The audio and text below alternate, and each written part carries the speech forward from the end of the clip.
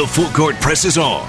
Ross at the top of the key. He's got a three down the middle. Yes! Yeah. Ronnie Ross makes it with 4.8 to go. The 1-1.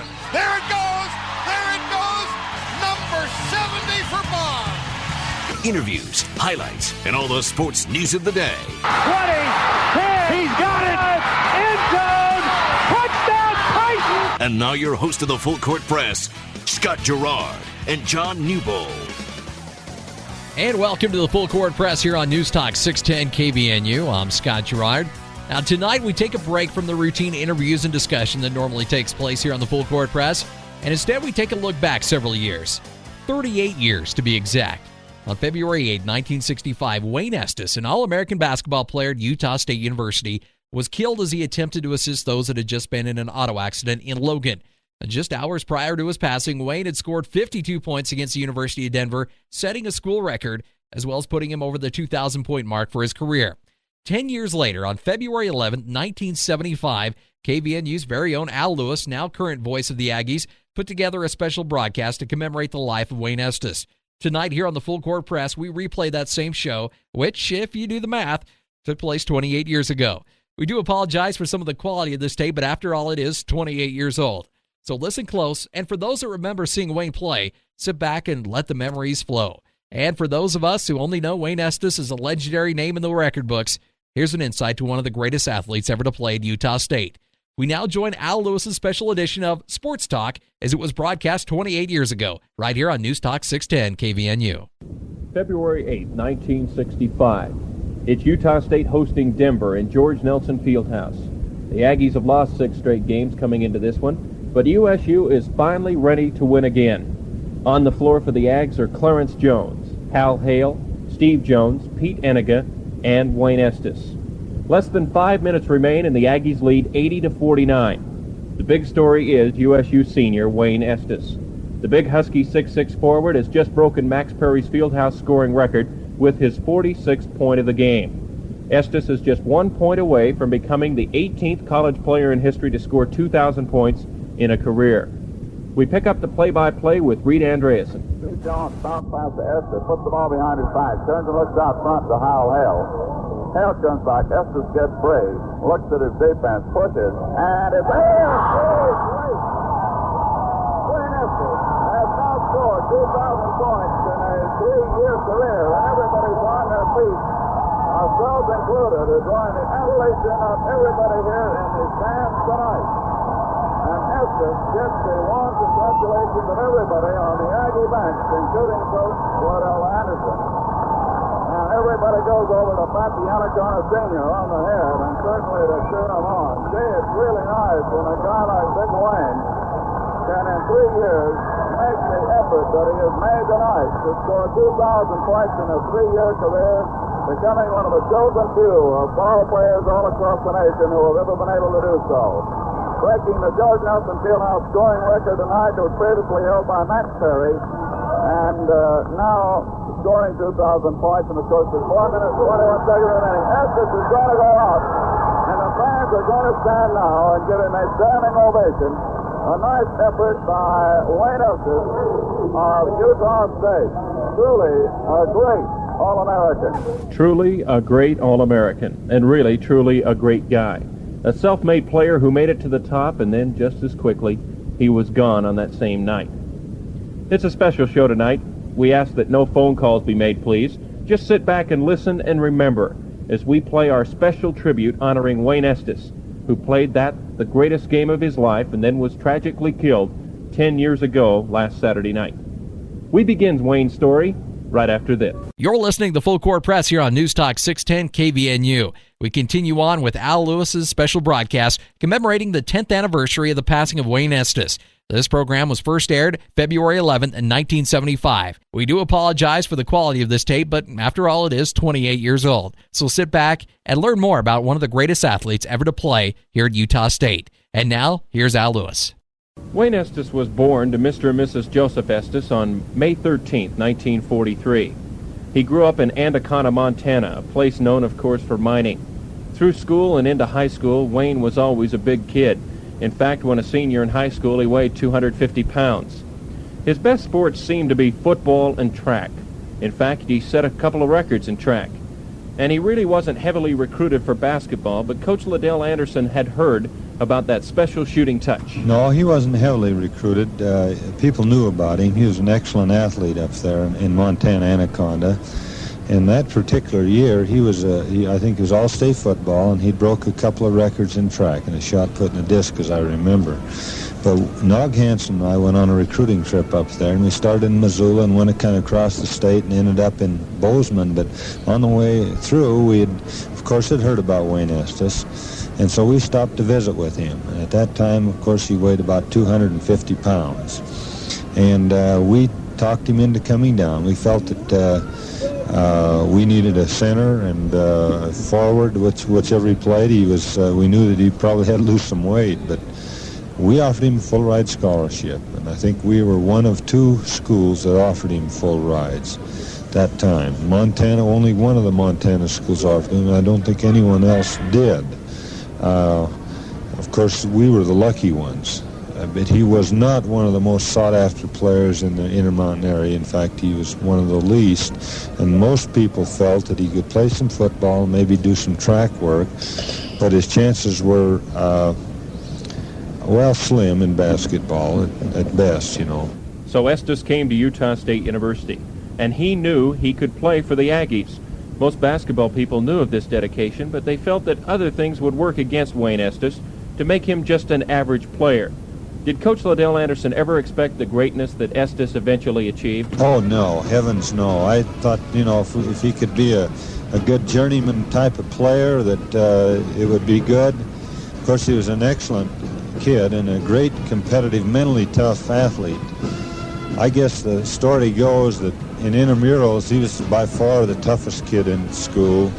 He could beat anybody in a fist fight, had those quick hands, and then he had that 235 pounds to back it up. So he was that, but who knew that he was going to be the second leading scorer in the country, and who knew that he'd be a great rebounder and lead us to 2 NCAA tournaments in 3 years, and you don't anticipate that under anyone. You see guys like Ed Gregg out here. You can't envision him developing as much as he has this year, and now he becomes a real accomplished center. He's really a good player.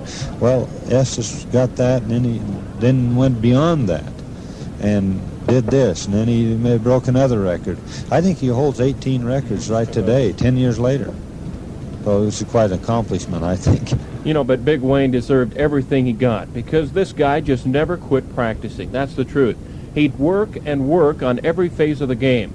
He was just so dedicated. In fact, he was a self-made player. He worked out every day, and he was like you've heard about these players, the first one to practice and the last one to leave. Well, he was that type, and he developed every shot there was, and probably he still stands now as being the best variety shooter that I've ever seen in pro or college, because he could shoot the set shots from way out there at 25 to 27 feet, and I mean shoot with anyone. And he could shoot the jump shot at where Jimmy Moore shoots, 15 foot, and hit that accurately, and that's saying something. And then, of course, he had the great baseline hook shot, and cross the key, shoot that hook shot. And then very powerful around the basket. And even though he wasn't fast of foot, he had very quick hands and very strong hands. And he developed a lot. I think that you would consider him kind of a self-made guy. We, of course, tried to help him in different drills and so on. Of course, encouraged him to lose weight, and then put him in the place where he could score best. And this is what we tried to do as coaches. Ev Sorensen, of course, coached him as a freshman, and he began to develop at that point in time. And then he just, his next year, sophomore year, the first game we played at Ohio State, we started him. And, of course, he started every game after that. He scored 10 points in that game. I'll never forget it. And we played him right down the wire and finally lost. Later we beat them when they were the Big Ten champs. But anyway, that game he started out and he ended up averaging 20 points a game that year. The next year he averaged 28, and the following year he averaged 33.7, which was second best in the next to Derek Berry. So he just kind of kept improving, but his one real big goal was to lead the nation in free throw percentage shooting. Now, that's very difficult. You got to shoot about 90%. So, but he promised as he went home that summer that he would shoot at least 25 free throws every day using his method, which was take 5 or 6 seconds on every shot, use the same type of release, the same type of concentration, the same type of relaxation. And one time he made 167 straight, over a period of days. And then, of course, in regular season, he made 42 straight, I think it was. And he was third in the nation when he was killed.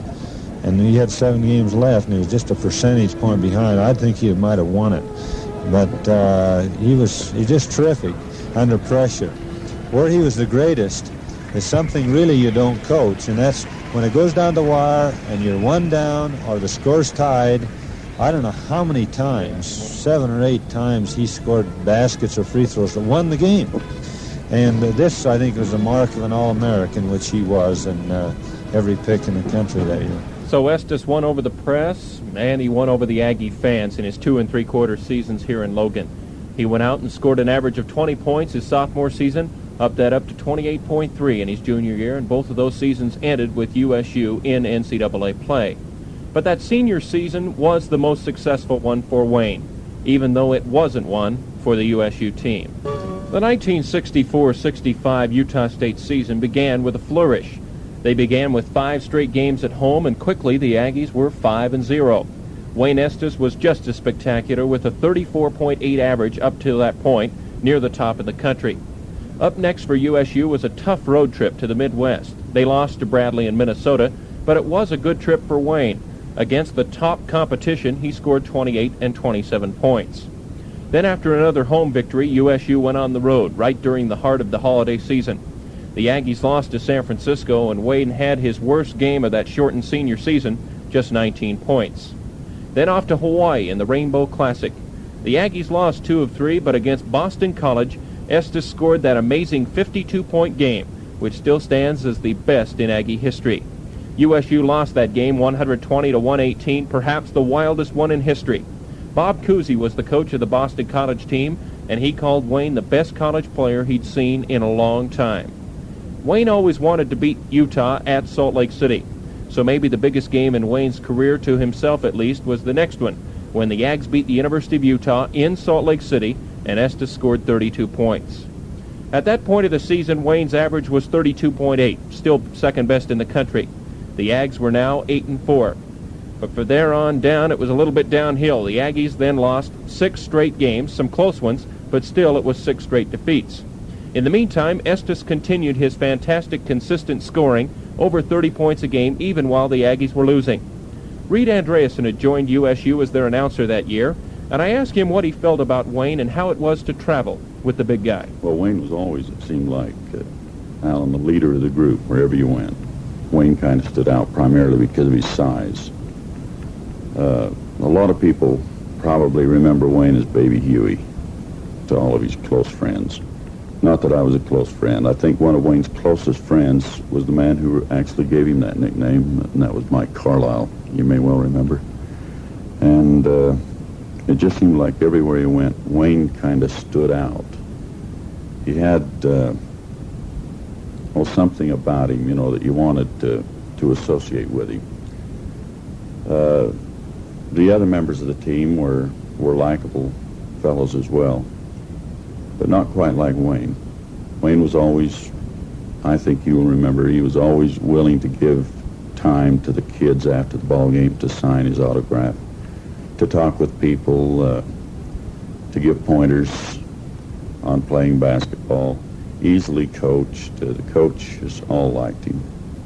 Even when we went to other arenas to play, I'll never forget out at San Francisco, down at Arizona State, several of the road trips. Wayne was always talking at times with other members of the coaching staff. And I think this was the way Wayne was. He wanted to perfect himself to the point that he desired, I guess, and I guess that's what brought him to the pinnacle of his success and makes us remember him the way he was.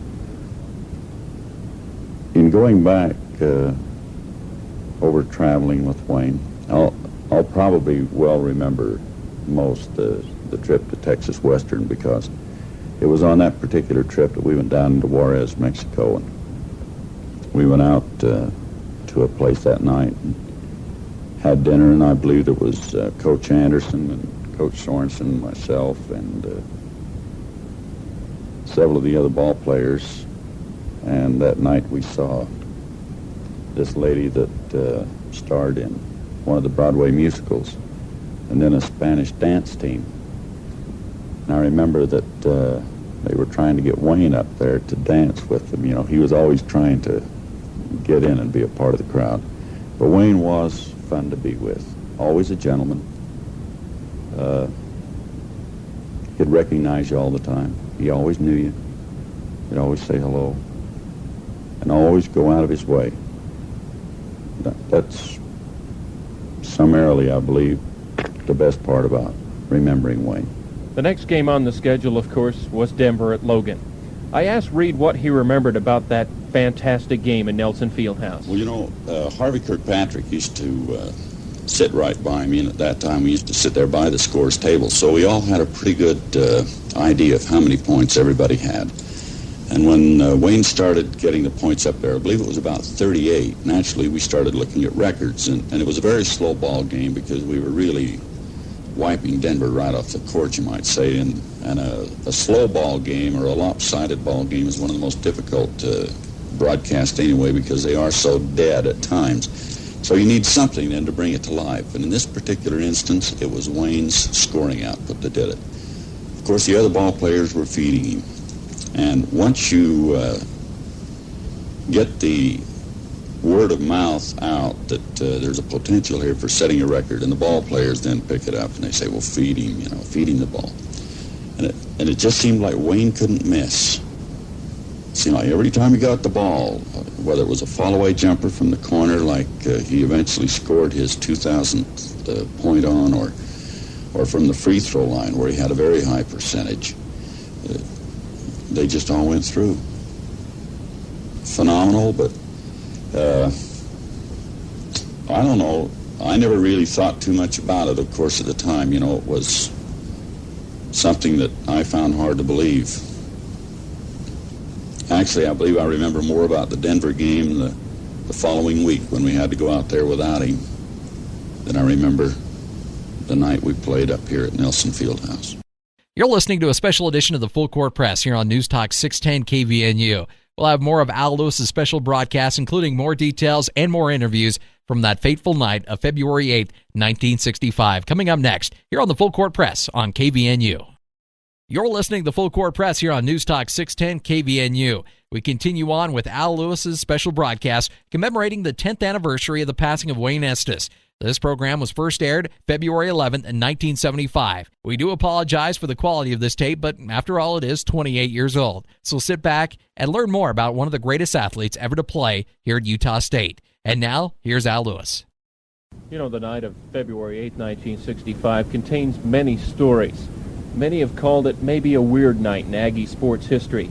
We went to Coach Liddell Andersen to find out if there was anything you might call different about that night, even before the game or during the game. Well, what actually happened that night was kind of weird.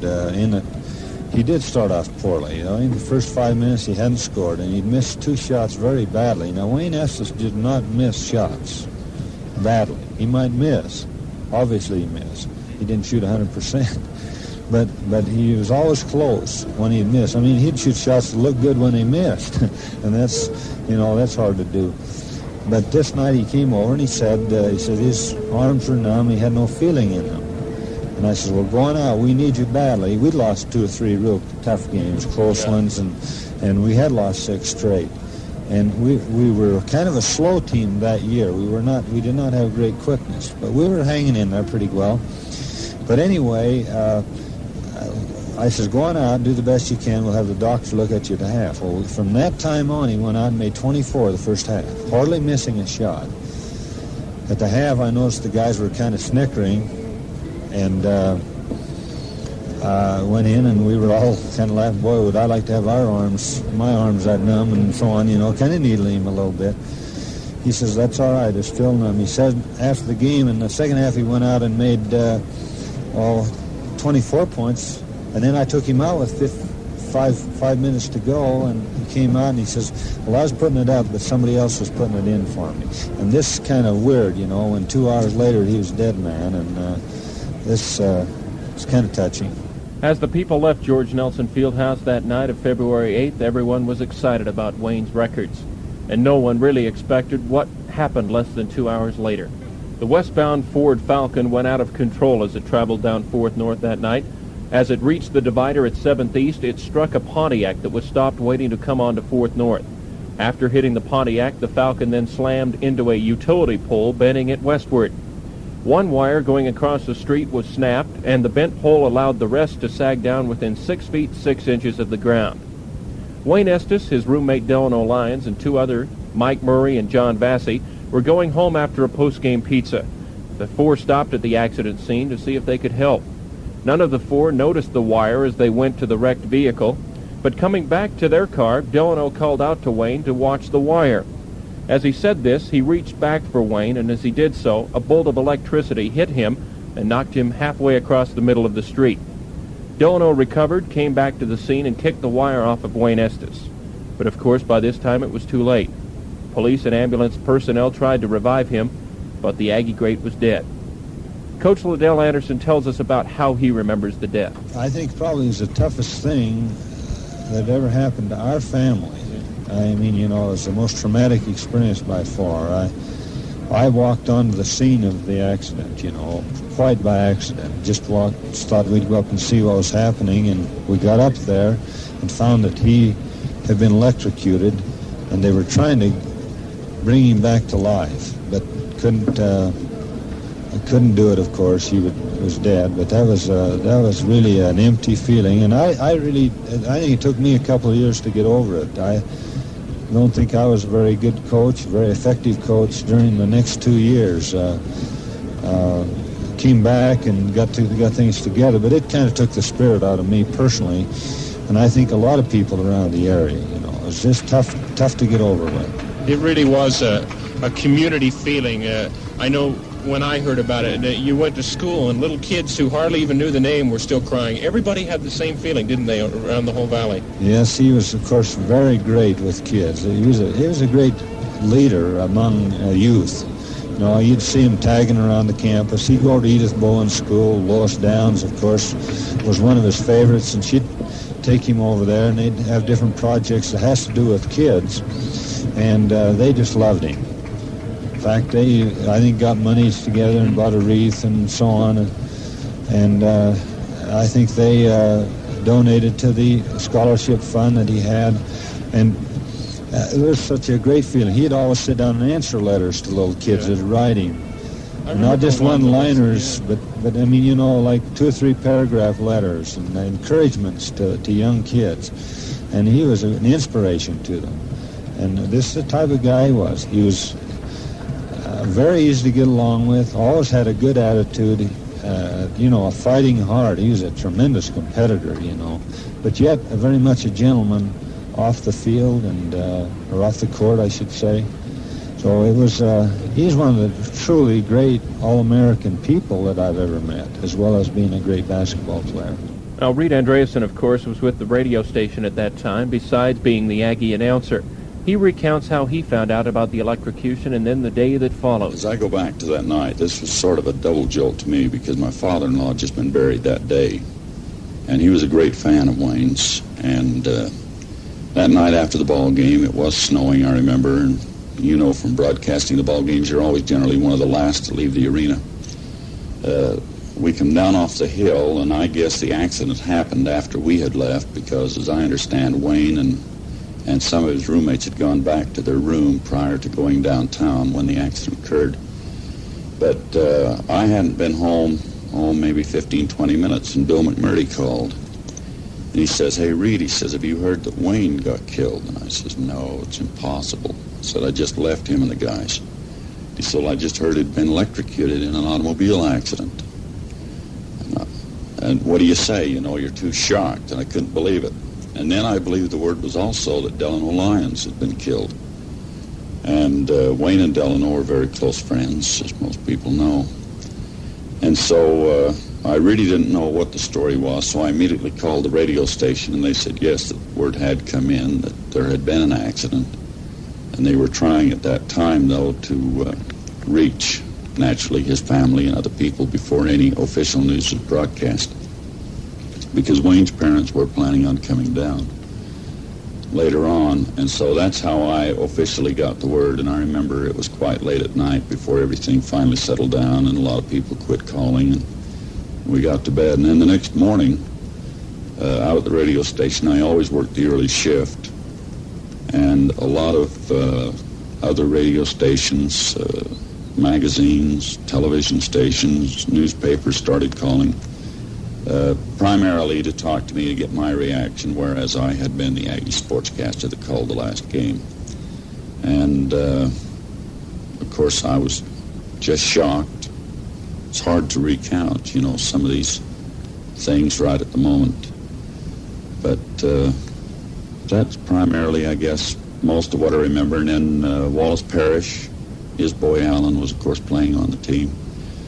He had taped the game the night before, and also the post-game show, and it just so happened that I had interviewed Wayne on the post-game show. Generally on the post-game show, we always interviewed one of the ball players.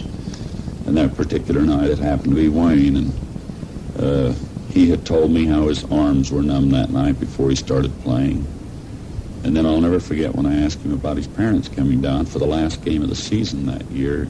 The way he answered me was quite odd, as I remember. The tone of his voice, there was something wrong there. I don't know what it was.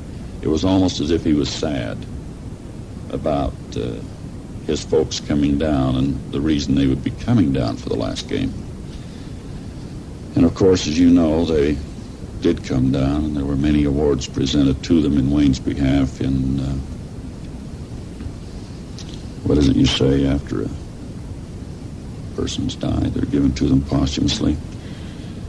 And that's about all that I can remember, Alan.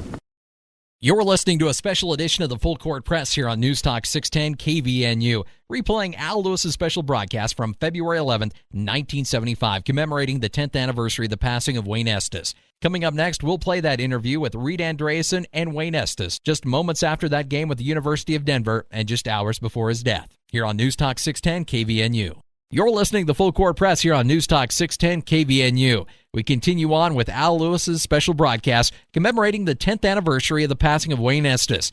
This program was first aired February 11th, 1975. We do apologize for the quality of this tape, but after all, it is 28 years old. So sit back and learn more about one of the greatest athletes ever to play here at Utah State. And now, here's Al Lewis. And now that final interview. Reed and Wayne on the night of February 8th, 1965.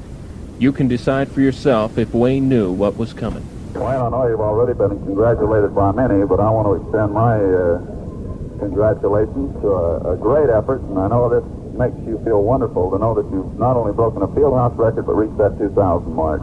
Thanks, Reed. About the greatest feeling I ever had, I think. Not just breaking the record, but just to know that all the team is behind me. I know if it wasn't for them, I would have never got the shots I did get. I'm just really proud to know that they were behind me, and also all the people. It's just about the greatest feeling I ever had. Well, you've certainly drawn the adulation of the fans here in Nelson Fieldhouse tonight. And talking with Coach Andersen here a few moments ago, he said when you started the ball game, you had numb arms here. I'd like to see you with numb arms all the time, boy. Yeah, it was kind of funny. Well, my arms are still numb. I don't know what it is. I started off the game, as you know, I missed the whole basket, I think, about 3 times, and I said, this is going to be a bad night. And then I just kind of forgot all about it, and during the whole game, my arms felt the same way, but they were just, some of them were just going in, some of them weren't. Wayne, a lot of your shots tonight were from the right side on the baseline. Is this one of your favorite shots?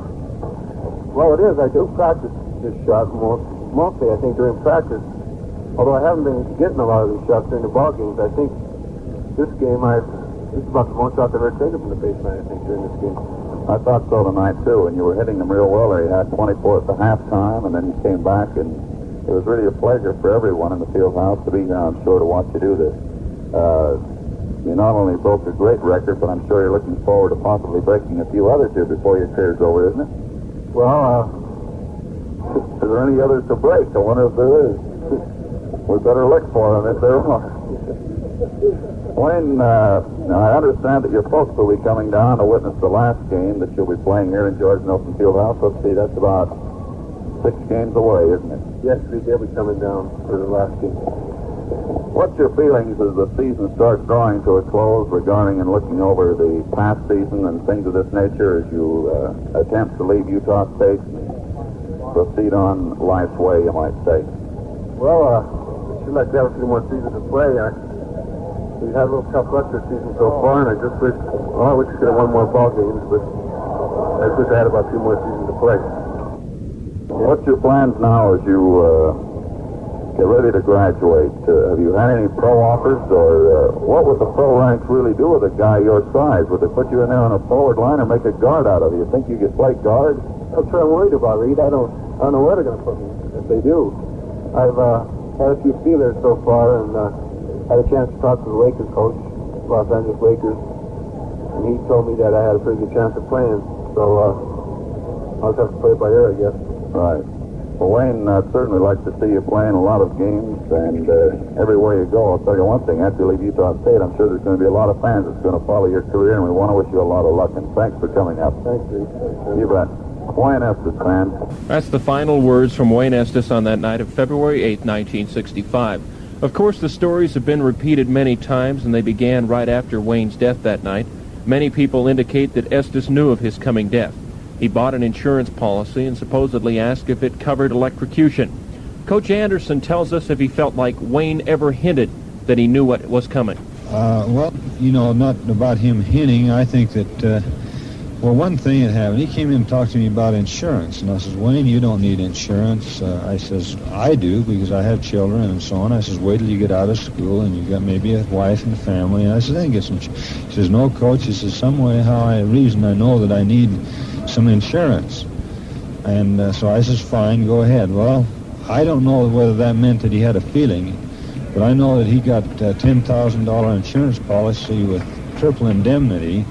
So, who knows what goes on there. But he did, I think he paid one premium on it. And, of course, his folks, which... of course, he was very close to his parents, and Ron, his young brother, they were the beneficiaries. But this is the one thing that did happen. He did pick up that insurance policy. All of us here in Cache Valley felt like we knew this big, lovable player. When Wayne died, Cache Valley stopped for a few days as all of us cried at the shock. Now, 10 years later, we can recall the tragic, but more and more we remember the excellence of his play and the greatness of his personality. Wayne Estes was a huge man in heart, besides body.